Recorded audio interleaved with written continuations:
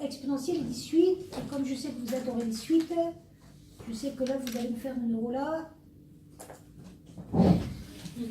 Personne, il y en a pas un qui a commencé. Hein. Tu l'as dit, mais bon, voilà l'énoncé, une suite avec fonction exponentielle. En vrai, on a fait intervenir la fonction ln, mais qu'est-ce qui se passe quand on fait agir une fonction ln puis une fonction exponentielle? Leurs effets s'annulent. Donc concrètement, ça veut dire que la suite Vn, ce n'est rien d'autre que 1 moins n. Ça, c'est une fonction assez facile à étudier. On va s'intéresser à la somme des Vn et on va s'intéresser au produit des Un. La première chose qu'on vous demande, c'est de justifier que la limite de la suite Un est égale à 0. Alors ici, ce n'est pas très compliqué. Pourquoi la limite de la suite Un est égale à 0? Quelqu'un peut-il me dire? Oui. Parce que quand n tend vers plus l'infini, ça fait e de x quand x tend vers moins l'infini. Et donc e de cette limite-là fait 0.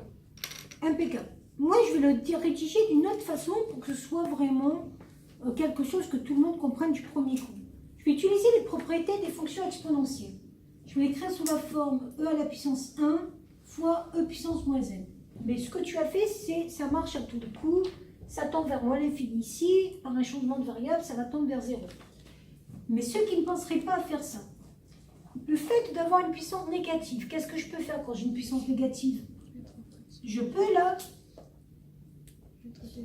descendre au dénominateur, elle devient une puissance positive. Et là, c'est fini. Pourquoi? Parce que en haut, vous avez une constante. En bas, vous avez quelque chose qui tend vers quoi? Plus l'infini. Constante divisée par un plus l'infini, ça va vous donner 0. Ça prouve d'ailleurs que cette suite, elle va tendre vers 0, mais on ne sait pas comment. Est-ce qu'elle va tendre en étant décroissante, croissante, on n'en a aucune idée, mais elle va tendre vers 0. Ça va pour ça? Donc, autre méthode, on peut dire que ça, c'est la limite de un E grand X. Quand un grand X va, ou un E grand N, puisqu'on est sur des suites, autant utiliser des N. Quand le grand N va tendre vers moins l'infini. L'un ou l'autre, ça marche. Il y en a qui ont un peu plus de mal à faire ça, le changement de variable. Ils vont préférer ne pas faire de changement de variable et tomber sur quelque chose qu'ils connaissent. Mais ça, c'est plus rapide. Première question, ça va? Deuxième question. Résoudre U de n inférieur ou égal à 10 moins 4. U de n, c'est quoi? C'est exponentielle E à moins n. Alors pourquoi ça paraît cohérent d'écrire que c'est inférieur ou égal à 10 moins 4? Pourquoi on a pris ça? Parce qu'on ne met pas ça au hasard. Pourquoi d'après vous? Oui. Parce que vu que ça tend vers 0, on sait que ça va passer en dessous. Eh oui, automatiquement, on sait que ça tend vers 0. Donc ça va diminuer, diminuer, diminuer. Et à un moment donné, tous les termes de la suite seront plus petits que 10 moins 4. Vous vous rappelez les histoires de couloirs?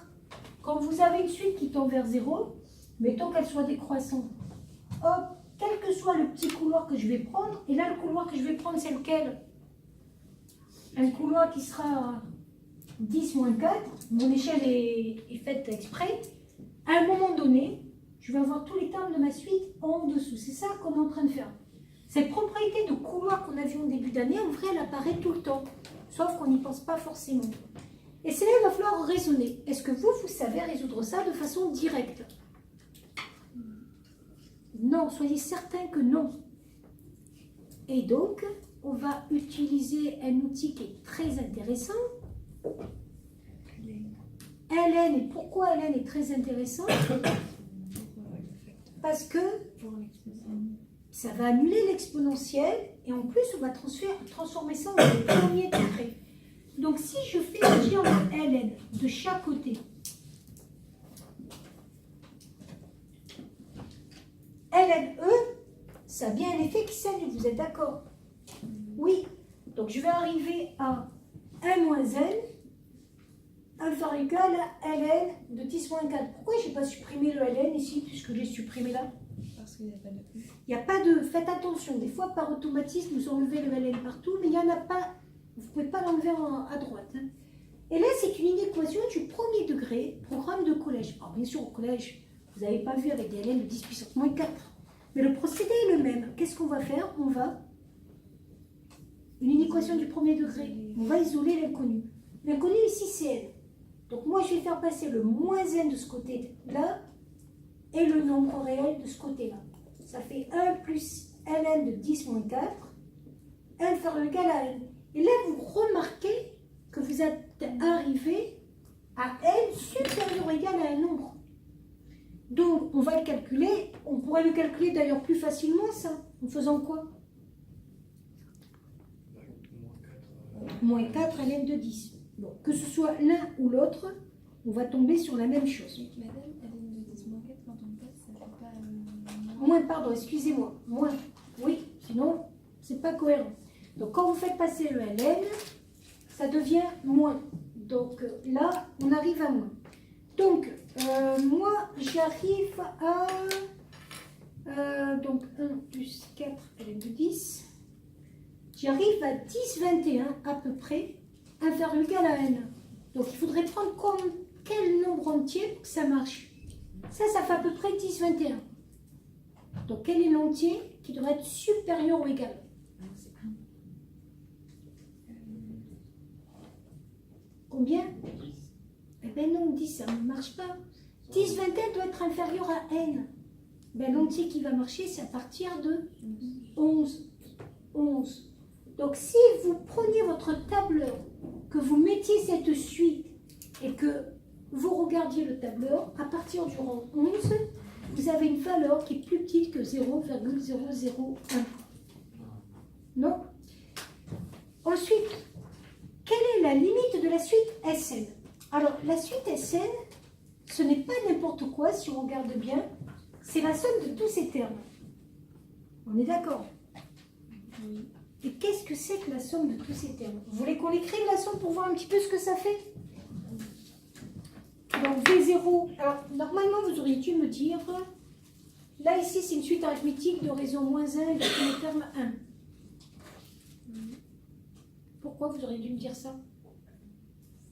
Parce que ça s'écrit sous la forme U0 plus NR. U0 égale 1. R égale moins 1. Suite arithmétique de premier terme U0 qui est égal à 1 et de raison. Non, personne n'avait vu ça? R égale moins 1. C'est à savoir U0 plus NR, c'est la forme explicite d'une suite arithmétique.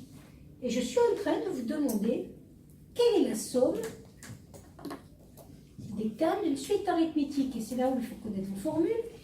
Quelle est la formule pour la somme des termes d'une suite arithmétique, Iris? U0 plus UN divisé par 2 fois n plus 1. Oui, fois le nombre. En fait, quand c'est le premier terme, la formule qui est classique, c'est le premier terme plus le dernier terme divisé par 2 fois le nombre de termes. Premier terme V0 plus dernier terme Vn sur 2 fois n plus 1. V0 ça faisait 1, dernier terme ça faisait 1 moins n. Ça fait donc 2 moins n sur 2 fois n plus 1. Et ça tend vers quoi? Vérifie qu'on n'arrive pas à 10 minutes, hein, puisque ça va couper. Non. Ouais. Ça tend vers quoi? Ça ici, ça tend vers quoi ce terme-là? Moins l'infini. Ce terme-là. Plus l'infini. Et donc, quand on fait le produit, Moins l'infini. la limite de Sn, en plus l'infini, va tendre vers moins l'infini. Ok pour ça?